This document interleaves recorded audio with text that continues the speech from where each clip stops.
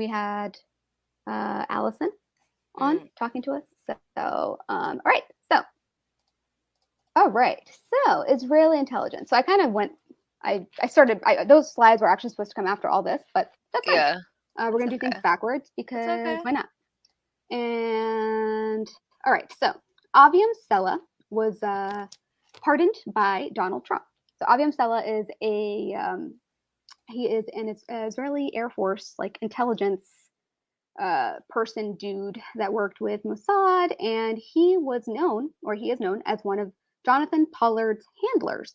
I will tell you about Jonathan Pollard in a second, but Aviem Sella was part of the Israeli Air Force when he met Pollard, and Sella was instructed from Tel Aviv to form a relationship with Pollard, and to get him to give Israeli intelligence information that was being withheld from Israel, right?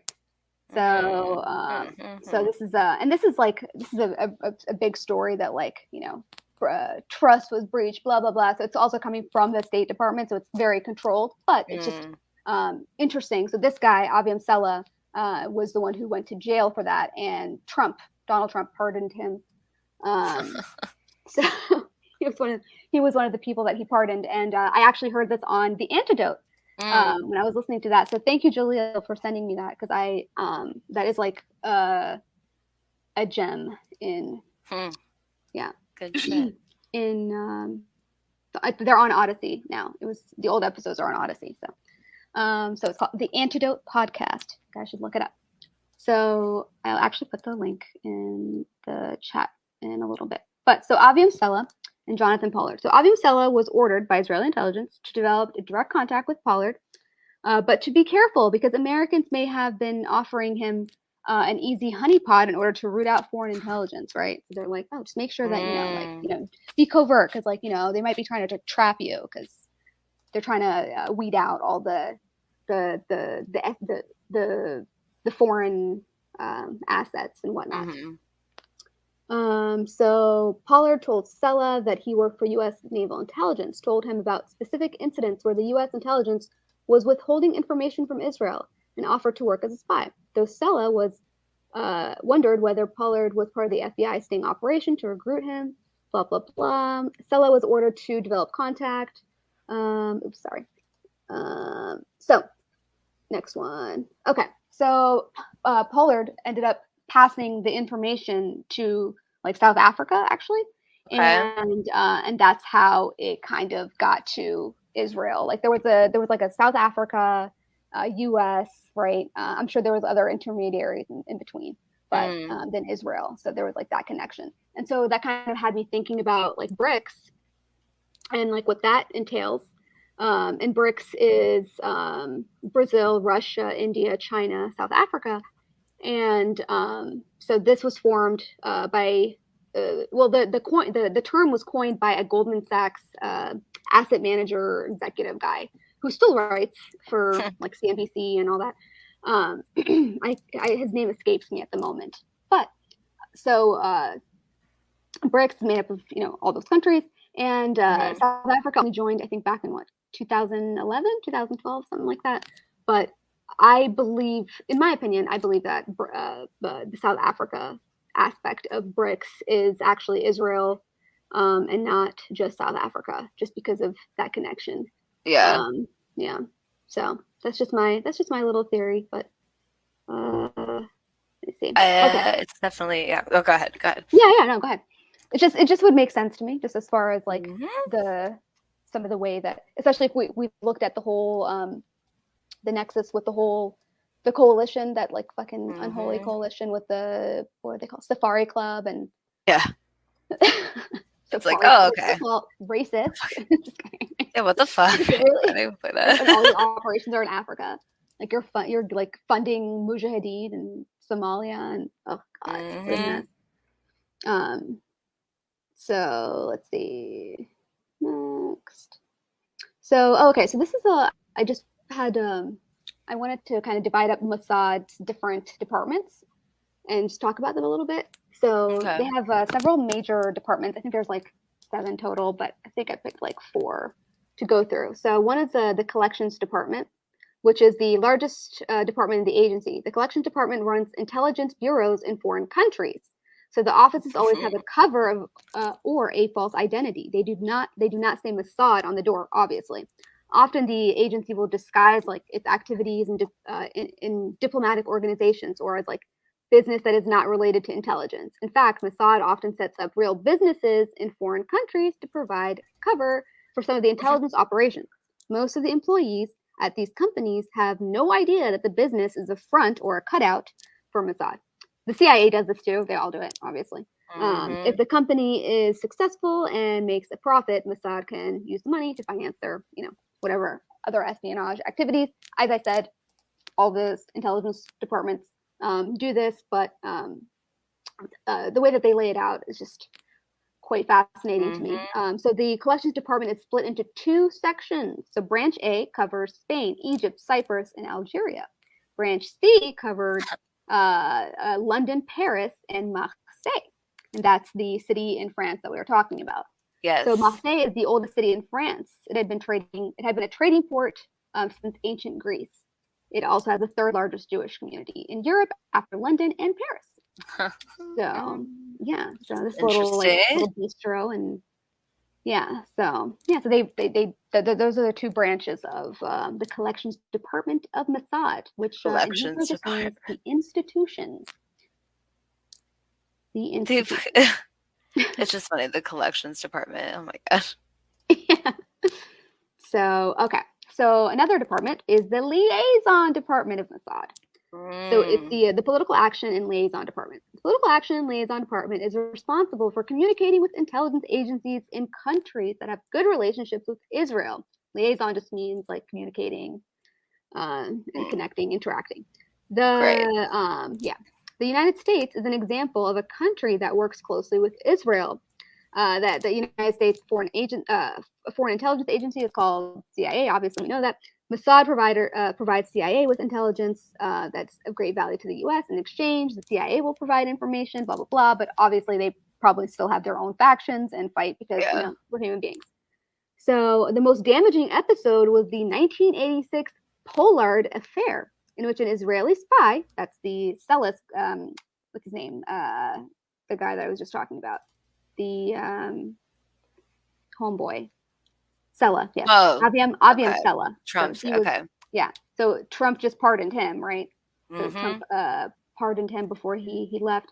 So this is talking about the political liaison department, how the most damaging episode for them was when Aviem Sella got caught with the whole, like, the Pollard affair, right, with Jonathan Pollard, in which an Israeli spy was caught operating in the U.S. Navy. Even friendly spy networks have some information that they wish to keep secret. So anyway. So that's the liaison department. And then obviously they have their special operations division, which is probably the most secretive part of the Mossad. The special operations division conducts activities, including assassinations, operations, and obviously like probably not very unpopular with people, right? Yeah, I would say so, yeah. With most people. And then they also have their psychological affairs department. Oof. So it's called the Lohama Psychologit department. So it's the fourth major division of Mossad, which is responsible for the propaganda, which means giving out information that will influence people's opinions or help Israel in some way. Of course, propaganda is not always the truth. As a matter of fact, the official slogan of Mossad is the quotation from the Bible, "By way of deception, thou shalt do war." Nuh-uh. Yeah. Are you serious? Yeah. By way of deception, thou shalt do war. That's By way of deception, thou shalt do war. It's beautiful. Shout out to the Truly Mossad. beautiful. Good God. I mean, this isn't great. It's just we got some problems, you know what I mean? Yeah. Go ahead. So the Mossad Research Department, which is another faction that has 15 separate desks or like offices. So, United States, Canada, Western Europe, former Soviet Union, Libya, Syria, Iran. So it's just all the gang, right? But like everyone's enemy, you know what I mean? I thought that, okay, just checking. Yeah, I missed pretty something. much. So this is the Urim base, which was established to monitor the satellites that are now headquartered in Luxembourg. And Urim is a part of the Unit 8200, which is a very elite Israeli intelligence department. So, so the Urim base was established decades ago to monitor Intelsat satellites that relay phone calls between countries. This stands to cover maritime communication, then rapidly targeted even more numerous regional satellites. As such says intelligence specialist Duncan Campbell, UK, blah, blah, blah. Okay, this is talking about, so New Zealand, Canada, Britain, it's everywhere. So it's just basically monitoring whatever comes their way, I guess. Whatever through the ether. I mean, they police frequencies pretty much. It's just frequency police. Yeah. So, that's what they do. So Unit 8200 and Luxembourg. So that's a connection there with Unit 8200 and Luxembourg, because the headquarters of the Intelsat that the Urim base is also monitoring is in Luxembourg now. It's also in Tyson's Corner, Virginia, in the United States as well. So as you can see here, in Luxembourg and McLean, VA, which is Tyson's Corner. It's a mall kind of area. I've been there a bunch of times. So, okay. Yeah, Intelsat. So, and it's also, Luxembourg is also connected to Israel's Bank of Leumi. I think we've talked about this before, but one of Israel's largest commercial banks, at one point number one for quite some time, but also has different branches all over the place, including Luxembourg. And also I can't remember which family, but they had something to do with the starting of the bank. But anyway, they had a branch in Luxembourg for their elite, for their private sector. And I believe that there was actually a problem with the whole Madoff thing in 2000 during the crash. So the global banking division managed. So they also had a commercial division that was managing the activity of middle market companies as well. So they were also capturing the smaller businesses as well, kind of marketing themselves as your local bank type thing. Okay. You know what I mean? Yeah. Your friendly local bank. Yeah. So trying to get that sector as well. That makes sense. But it's also this huge conglomerate, but it's kind of posing as these, bank next door. So the Global Private Banking Division managed the activity of affluent customers and included private banking centers in Israel, tourist branches, securities trading, trust services, and subsidiaries in Switzerland and Luxembourg. So Bank of Leumi and several subsidiaries admit to illegal practice. So Luxembourg came up on here as well. So this is a 2009, 2014, but it was from the whole the housing market crash ordeal. So this is just a little history about how the Israeli intelligence even came to be and what it was called beforehand. And so the Haganah, I'm sure most people have heard of, and the Palamak military divisions from 1920s that were British funded. So Commonwealth. This is Commonwealth. Sorry, I'll go back to that. But the Shai was an intelligence encounter espionage arm of the Haganah. So and the MI4 actually set up the training program for the Shai. And anyway, and then Unit 81, which is part of Unit 8200, was set up after, or that was what Shai became, was Unit 81. So but this goes back to Haganah, British funding, it all goes back to the Commonwealth. Yes, truly, because Britain, Israel. Good Lord. And Rome and all that. I mean, it can go back, but as far as directly, the most direct. So this was the British initially sponsored the Palamak and provided its members with weapons and as well as military training. The Palamak operated using methods of guerrilla warfare, combat patrols, reconnaissance, strike, and sabotage. They even had a German platoon in which German-speaking soldiers impersonated Nazi military officers, trained to operate German weapons, completed intensive exercises, and studied German military history and strategy. It just gets, take heed, friends. This isn't good. Go on. Oh boy. Yeah. Some serious issues. I mean, I knew this, not knew all of this, but the issues. But I mean, yeah. So this was a study done by Zurich that was on the Israeli Unit A200 and just some of its impact and stuff. And there was a little tidbit about Unit 81 and the Gettysburg. And so Unit 81 is a second, even more secretive, strongly classified subunit of 8200. So it's called Unit 81, it's technology unit. As much as it focuses on researching and supplying state-of-the-art technology, typically integrated hardware, software products to Israeli combat soldiers. So it comprises about 1,000 soldiers, which is about a fifth of the Unit 8200's troops. Then Gettysburg is the third or the last subunit, also most secretive. Sometimes referred to as Gettysburg or the Signals Intelligence Operational Regiment. This unit's function is to collect real-time intelligence. Oh, sorry, I can't read. Oh, sorry. No, it's fine. Sorry.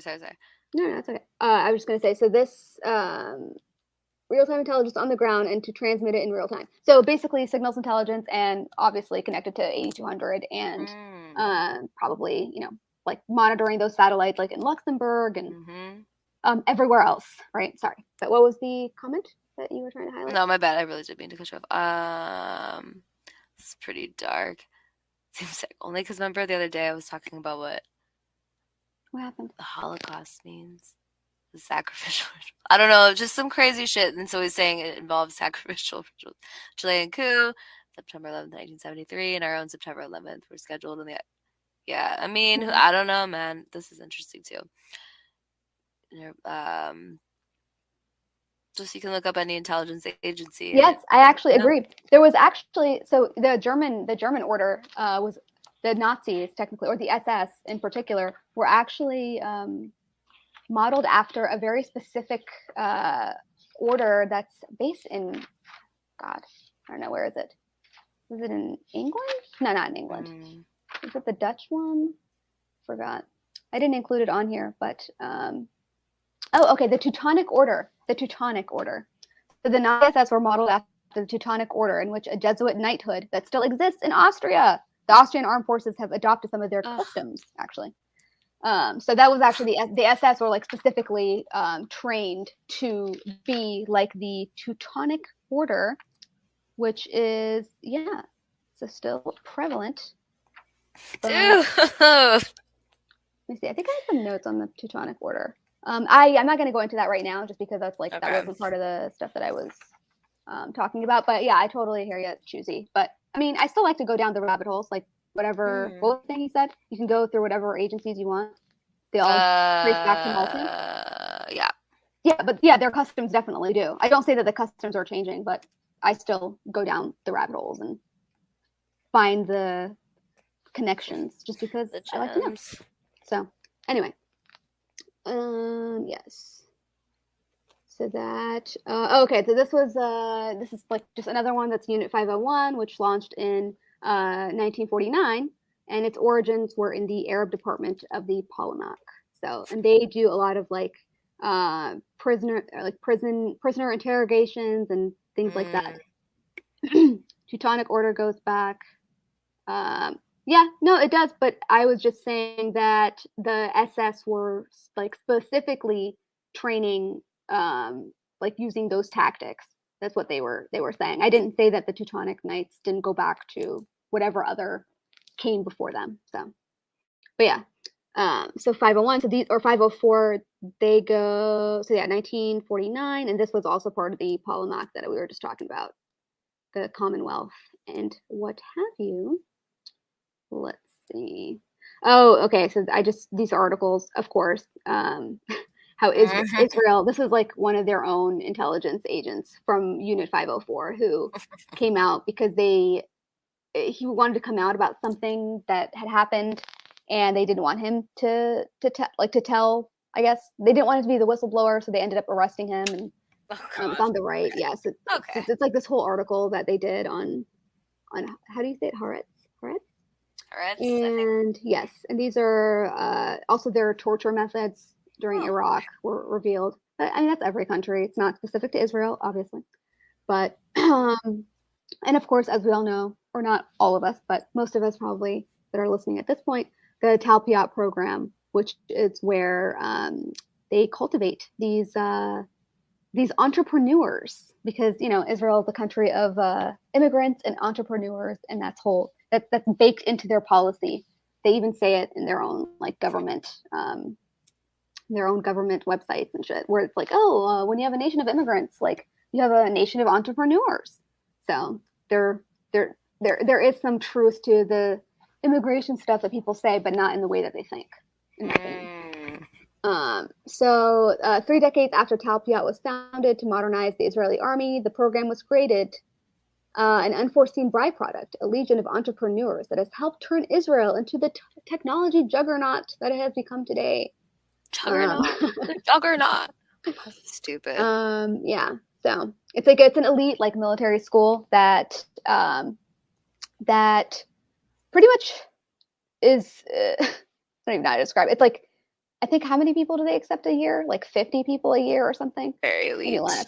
Yeah, it's very, very elite. And it's basically, it's like you're serving as part of the military, but you're doing research and stuff and all these advanced technology and things like that. So yes, look at the Talpiot program. Yes. Let me see. Yeah, okay. So modernize. It's just everything that you're showing me, it's horrifying. It's like, okay, what more do people need to see that Israel probably just isn't some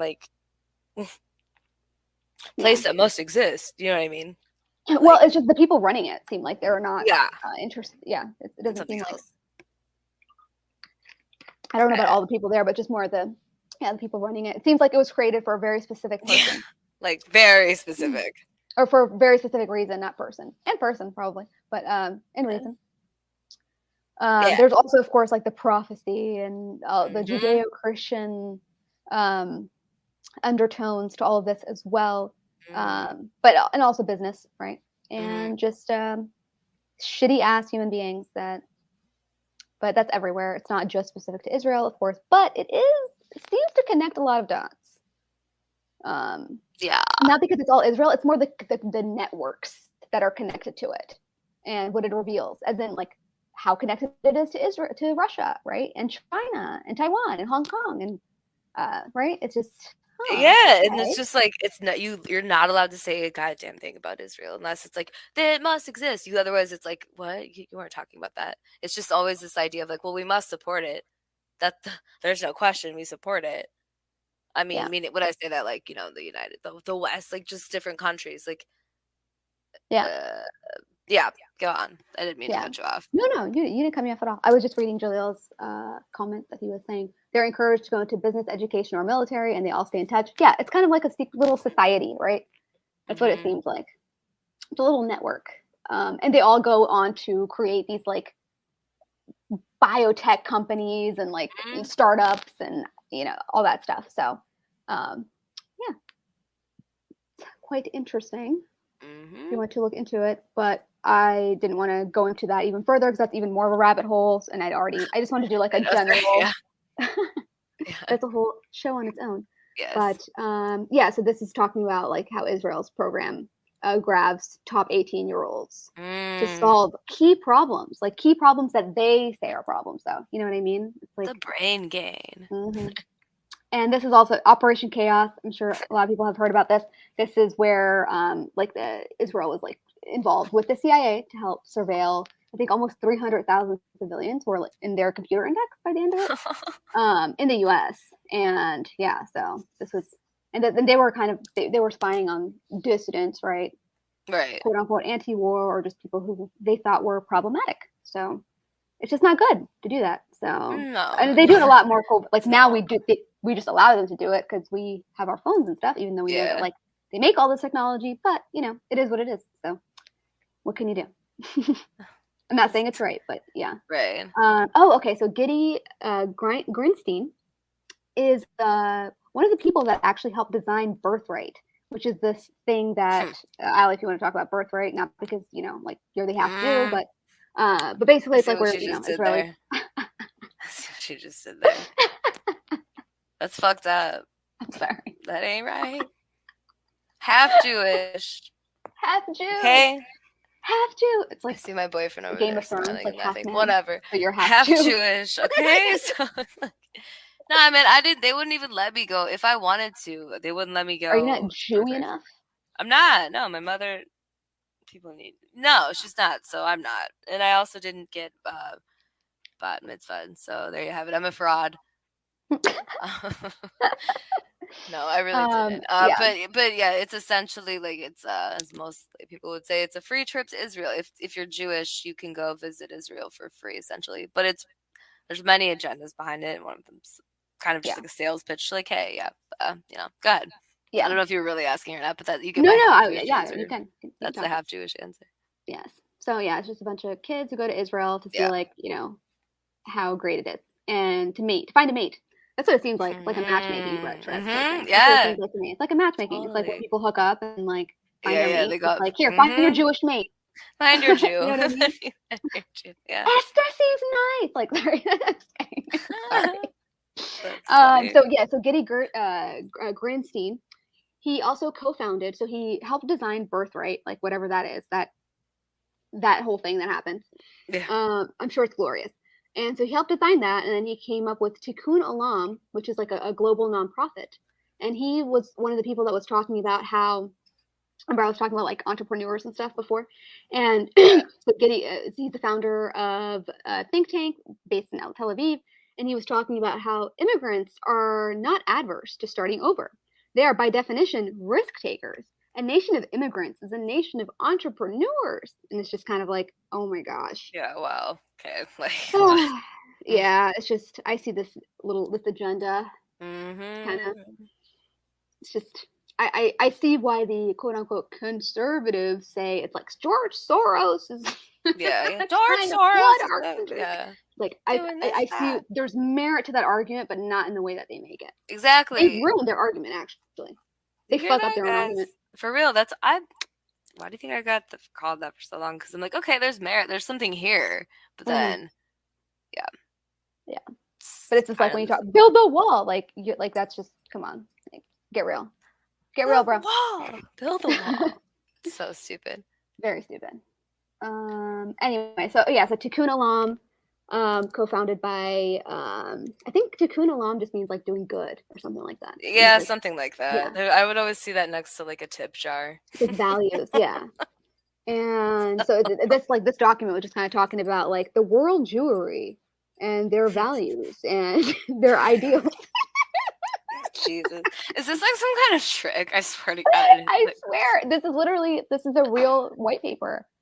It's like talking I've seen it literally next to like a little I shouldn't call it a tip jar, donation jar at temples before. It's like it's like a doing global good. It's impact investing, dude. It's they're like involved in. That was the next thing I was going to go to. How it's tied to impact investing, which is also tied to Unit A200 because Unit A200 has their own impact investing sector as well. It signals intelligence, data gathering, transmitting, and and receiving in real time.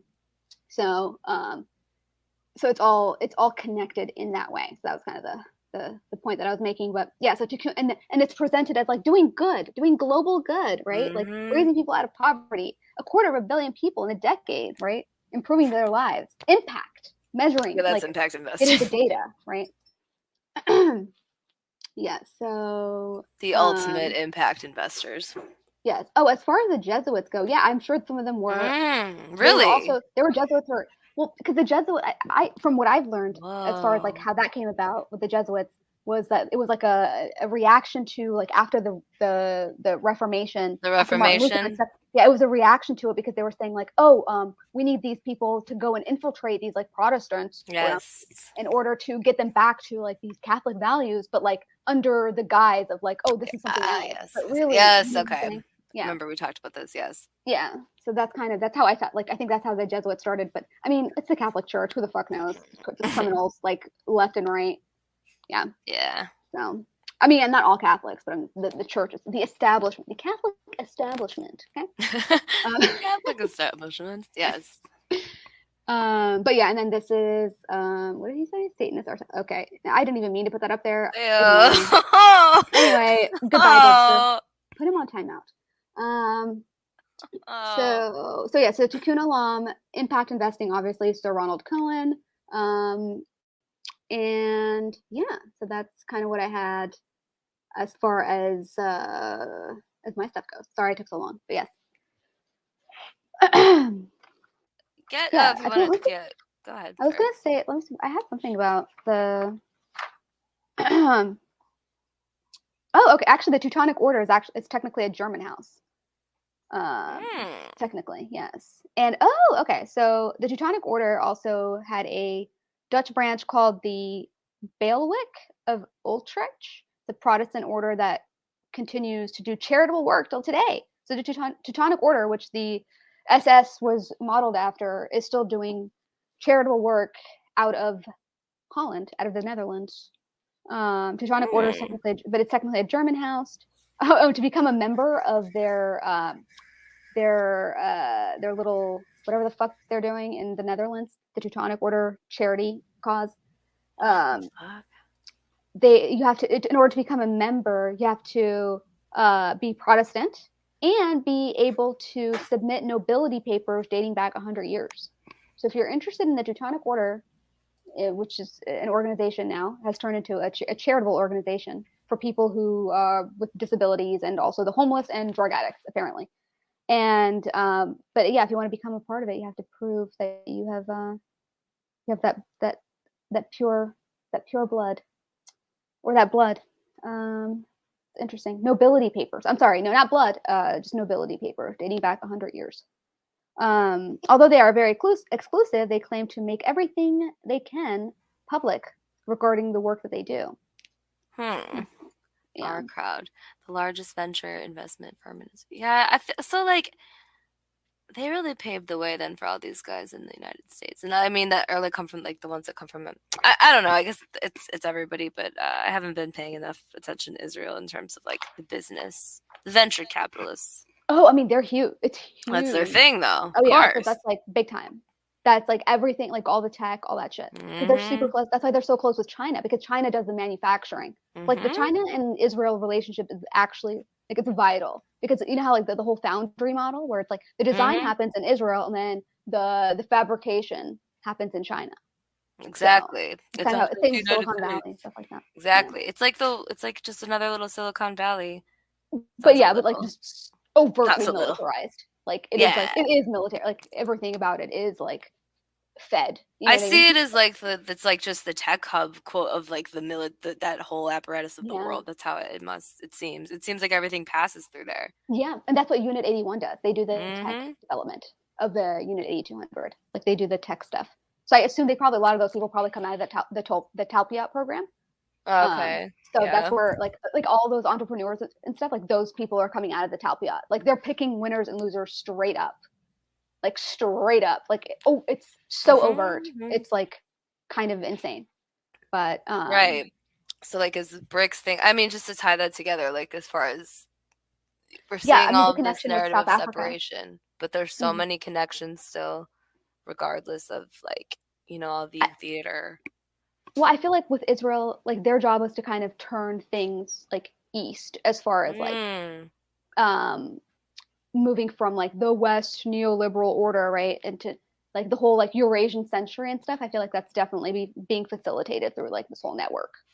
I feel like that is the ultimate goal. It's not to say that like America needs to be on top. I don't give a shit. Like to be honest, I just don't want, like, I don't like either. So like I don't have any allegiance to, like, my heart's not like, oh no, the dollar. Like no, I don't. Like, it's not. No. I mean, yeah, it's gonna suck. It's gonna suck. But it's it's been sucking for people all the time. Like I'm not to say that like it doesn't mean anything. I don't want it to suck for anybody. So it's just kind of like, well, I guess it's America's turn. So it is what it is. I'm here. What can you do? It is what it is. Here we are, right? Like here we are. We'll make it work for now. So that's kind of just how I see it. But I feel like Israel's definitely, that's why they're so close to like Russia and China. And that's the thing, even with Russiagate, like talking about Russiagate and stuff, and people like dismiss everything about like, the Mueller report and stuff. And it's like, no, actually, if you followed it, you would see to a degree. And they made that really good point on the Antedote. And I think Jeremy was talking to Greg, and they were saying how like even with Russiagate and stuff, and like even looking at that, it's not to say that like the hysterical liberal aspect of it has any merit, because it really it's just it's like Trump is a Russian asset, and hookers, and what's her name, the porn star that was suing him, like that's not like the real shit.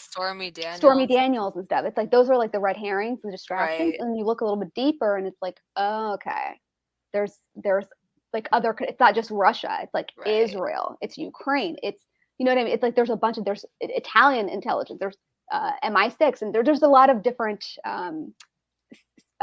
connections that could be made. But it's just kind of stopped at like, the Soviet Union, you know what I'm saying? It's like a Putin puppet, like just kind of not that Putin's good, but it's just kind of like, no, it's like a little bit deeper than that. So yeah, right. So, and like that's the analysis that I feel like needs to be made. But like for some reason, people just stop at like the libs are trying to like just take Donald down because he tells some truth, and it's like, are you fucking kidding me? That's the level of analysis that we're working with. It's like, I know, I need the mainstream narratives to at least like get a little better. They should at least be like, okay, they figured it out. Yeah, I'm just kidding, but like, because it's like, come on, you guys.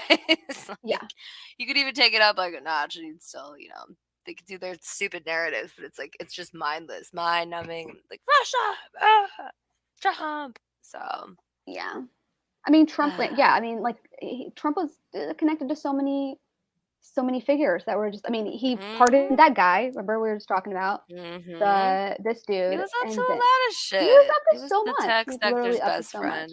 Yeah. He was fantastic for the private businesses, meaning like, your venture capitalists of the world and the tech world, the biotech industry. Best friends forever. Israel, the whole thing. So there was a lot of shit with Trump. You can't just pretend like yeah, and I almost feel like the people who kind of give him, it's like the loudest people are the people who are like vehemently supporting him, or the people who are vehemently against him, who think he's like Hitler. So it's like you can't actually do a genuine critique that, and not because it like, oh, like Trump is the key to this and that and the other, but it's like important to see, to be clear about like maybe what he was, because he could provide some clues as to like, what was actually really going on. Yeah, that's what I'm saying, dude. It's like they make it so extreme that people are just like, I don't even want to pay attention. It's like, no, but there's something here. And I think that really applies to a lot of like the quote, like mainstream news. I don't think ignoring it is good either, because you can find truth, or you can find narratives or clues, like you said, within the Trump shit. It's like you want to go look, the lens go that you're looking at it. Exactly. Yeah. But yeah, so he pardoned this guy. I mean, he pardoned Eric Prince. I mean, like, what is an Eric Prince involved in? Like, Jesus fucking Christ. He literally created a militia in Somalia with the Somali Project, where he was doing his private contracting and on the coast. He was like hunting down pirates and stuff. And there was, what did he do? There was and then at the same time, he was invested in like minerals and oil in the areas where he was like had like where they were training people with, because he had I believe he's like ex-Navy as well. But anyway, so where they were training people with his private mercenaries essentially, and he was saying how he could save the government so much money, and like they should just let him handle it. And it's like, with your private mercenaries, fucking weirdo. Like, I'm good. How about like, what are we even doing? And he's like, well, yeah, but well, the reality is there are terrorists and we need to be there. And yeah, it's just kind of like accepted. Like, it is what it is. But probably preaching to the choir. But regardless, it's just, yeah. So even so, as the main point that I was trying to make was, even with like Russiagate and stuff, like I don't agree with just dismissing everything like outright, because I think that there are some connections that you get missed when things just get like dismissed as liberal talking points, right? Yeah. But we can talk about that another time. Oh, you're good. I will go to my bad. Oh, you're fine. This is interesting as fuck. It's a lot to take in. Not even just, I mean, like threading it all together, just as far as like how fucking involved. Oh Lord, it's my turn. I don't know. I've not honestly Israel, I think, like we were saying the other day, has become kind of a topic that is so easily thrown around at this point. It's like the safe thing as far as like Israel and Palestine, that I sometimes find myself with topics like that. I tend to check out of them a bit, meaning I'll just stop. I'm like, ugh, like I get into that mode sometimes. So it's like, okay, like I pay attention to Israel, but like not in the very, very, very in-depth way as far as like, okay, like what is like the business community doing? Because that's like for me a lot of the time how I can learn. So, no, I get that. But that, yeah, and so I like haven't that's been the paying angle in which you have to attention. enter, like no sus, sorry. That's the That's angle in fine, which I you have to understand. enter that. Sorry, I just no, you're good. I'm a child, but You are, and so am I. It's okay. We're children here. No humor. but I mean, at well, all. this is the thing though with Israel. It's like their business community is so intertwined with their the military, right? It, like the military is the business, and so it's just yeah. So it's just and some of that thing that we found. What was that company that was doing the AI that was detecting face masks? And it was the company, yeah, the which fuck, like that? Yeah, yes, yeah, which we need to talk next week. I'll pull it up while you're talking, and we can share that. But yeah, that was the one that the Israeli company that was doing the AI for while you're wearing masks, that it can detect who you are based on like your gait and this and that. And but if you the point was, like, I know all these companies do the biometric shit, but the point was it was connected to what was it? Hong Kong, right? There was like Hong Kong subsidiaries and like China and all that good stuff. So it's just because for some reason the people who talk about China, like who in a good way, which I'm not saying that like China's always bad, but it's just like the people who only talk about China in a defensive way tend to miss their very, very, very close relationship with certain entities, and those relationships actually reveal far deeper truths that we need to explore, in my opinion. So doesn't make sense. I mean, I certainly didn't know about like how close they were, honestly. So it makes sense as far as like when you think about it. Like, but yes. Okay. So one moment, please, and I will. I mean, I'm going to be talking. I just got to switch our rooms really quick. But I think there's like 2 people watching right now, so we're good. It's late. Oh, whatever. I'm going to talk and mock. But yeah, so you also, I just... Yeah, rolling a joint. You're good. Well, there we go. I just need you to tell me if you can like hear me. Give me one moment, please.